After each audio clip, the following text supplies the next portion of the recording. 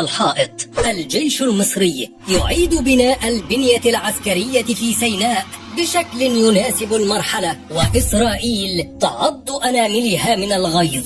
التسليح الدفاعي الجديد للجيش المصري يغير قواعد اللعبة بشكل غير متوقع. إسرائيل تغضب وأمريكا تضغط، ولسان حال القيادة المصرية: سنضرب بيد من حديد إذا اقتربتم. فماذا يفعل الجيش المصري في سيناء؟ وهل ما يفعله يخالف معاهدة السلام؟ وكيف ستكون نتيجة هذه المغامرة؟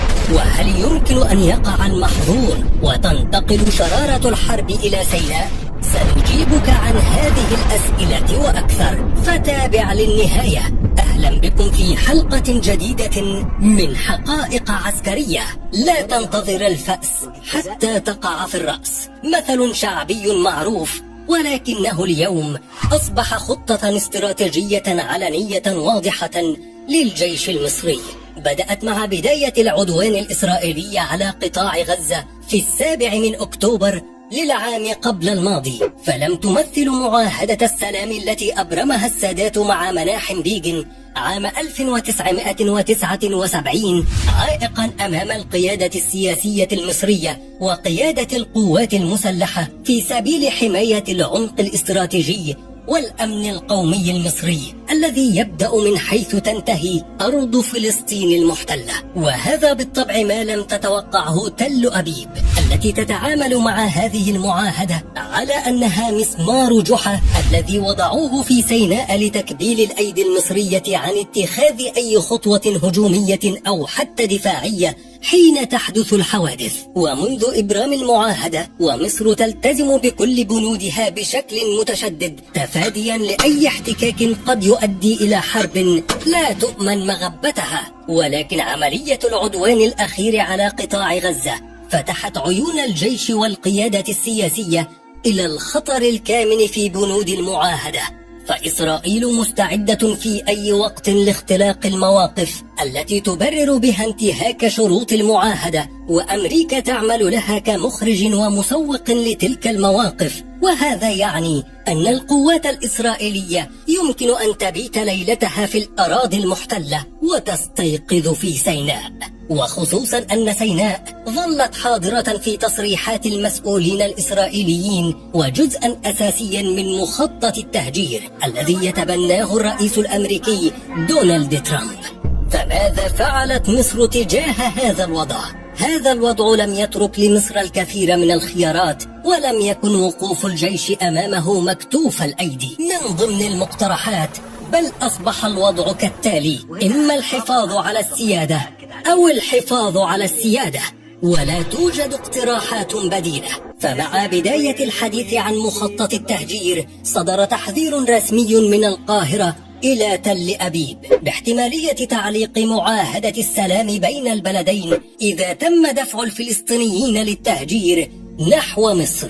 ولكن إسرائيل في مايو الماضي قامت باجتياح وشيك لمدينة رفح الفلسطينية من ناحية الغرب، حتى وصلت قواتها إلى معبر رفح من الجهة الفلسطينية، وهذا ما اعتبرته القيادة المصرية تصعيدا خطيرا وانتهاكا واضحا لبنود المعاهدة التي تمنع القوات الإسرائيلية من الوصول إلى هذا العمق الاستراتيجي والذي يعتبر مساسا بالأمن القومي المصري. فبدأت القوات المسلحة على الفور في عملية إعادة هيكلة البنية العسكرية في سيناء بما يتناسب مع الموقف القائم في الجوار. وفي البداية لم تكن الخطة واضحة ولم تكن التفاصيل مطروحة للعلن باعتبارها أسرارا عسكرية وعملا بالحكمة التي تقول: اعمل في صمت ثم فاجئهم بالنتائج.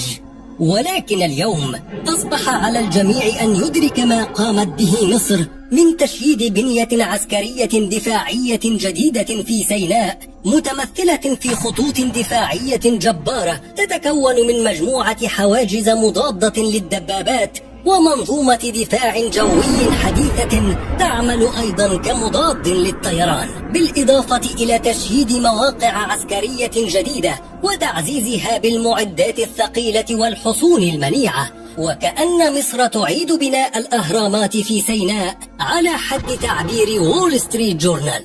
ولكن هل ما قامت به مصر يخالف شروط المعاهدة؟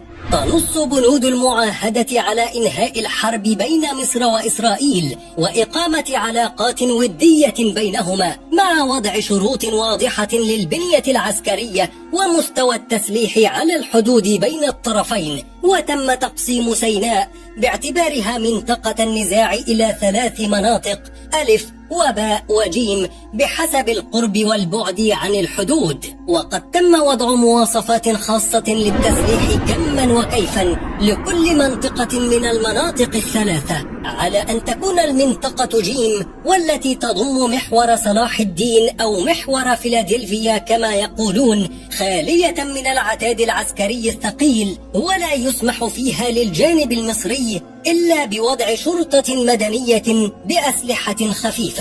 ولكن في عهد الرئيس حسني مبارك تم تعزيز هذه المنطقة بكتيبة من قوات حرس الحدود المصرية في نطاق 1500 كيلومتر تجاه الحدود. وفي عام 2021 تم إبرام اتفاقية بين مصر وإسرائيل تسمح لمصر بتعزيز تواجد القوات المسلحة في هذه المنطقة، وخصوصا حول مدينة رفح. وقد وافقت إسرائيل حينها على هذه الاتفاقية، وهي حريصة كل الحرص على تنفيذها لتضع الجيش المصري في مواجهة داعش التي هددت حدودها في تلك الفترة، وليكفيها الجيش المصري مغبة الحرب ضد الإرهاب. حينها قال الخبراء الأمنيون إن مصر تسعى لتفكيك الملحق الأمني لمعاهدة السلام بما لا يخالف شروطها، وهو بالضبط ما يحدث الآن. فمصر حتى هذه اللحظة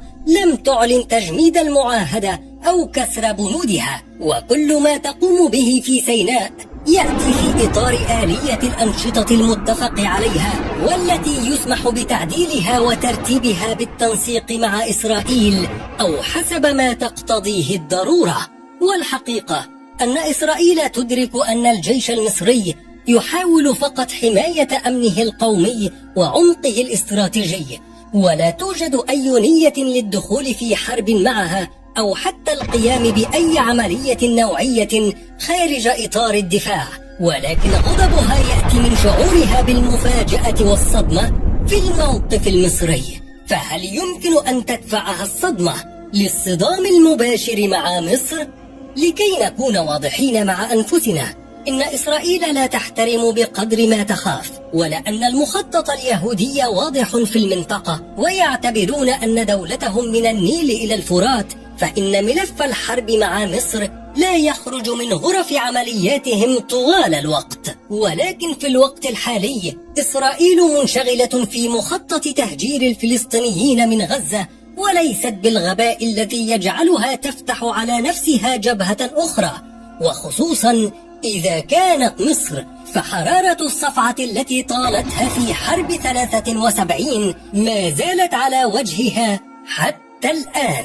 ومع سياسة ضبط النفس التي تنتهجها القيادة المصرية، فإن الأوضاع لا تخبر بوقوع حرب في القريب العاجل، حتى مع اعتراض إسرائيل على التحركات العسكرية المصرية في سيناء، لأن اعتراضها اعتراض استباقي. فهي تدرك أن ما يتم إنشاؤه في سيناء الآن هو منظومة دفاعية وليست إعدادات للحرب. وعلى كل حال فإن أبواب جهنم مفتوحة على حدود مصر الشرقية، ولا أحد يعرف هل ستغلق أم ستلتهم نيرانها الجميع. وما يفعله الجيش المصري من تأمين الحدود وتفادي الحرب هي عملية مصيرية في غاية الحساسية، وموقف مهاب ينبغي أن يعامل بقدر مهابته. وأنت عزيزي المشاهد، هل ترى أن تحركات الجيش المصري في سيناء كافية في الوضع الحالي؟